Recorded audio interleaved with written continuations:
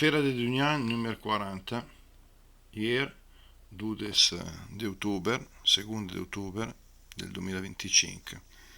Associazioni caritative, stand dell'ANPI con la mostra visitato da molti cittadini e dalle autorità, ecco anche la sindaca presente, il gruppo delle 500, la banda Corpo Musicale di Gaggiano diretto dal maestro Marco Romagnoni, questa qui è la via Madonna. E qui mi soffermo un attimo perché finalmente si è riusciti in via Madonna a riempire almeno metà della strada con quello che abbiamo chiamato il Dunia Park e Dunia Park, cioè l'aspetto educativo e quello anche ricreativo per bambini, ragazzi e giovani.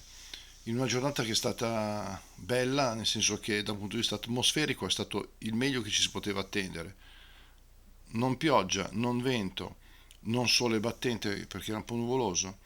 Infatti la gente è transitata volentieri. Di Ferdinando Uboldi, uno degli anniversari di quest'anno, di questa edizione, insieme all'80° della liberazione e al 1700° di Nicea. Qui il complesso musicale che ha suonato con il nostro amico Michele e i suoi amici, e qui dallo stand Risaludum, che erano lì anche quelli del Pilastrel, in questa immagine, diciamo, di tramonto racchiudiamo una prima sintesi della Fiera del Dugnano numero 40. Grazie a tutti, ciao ciao.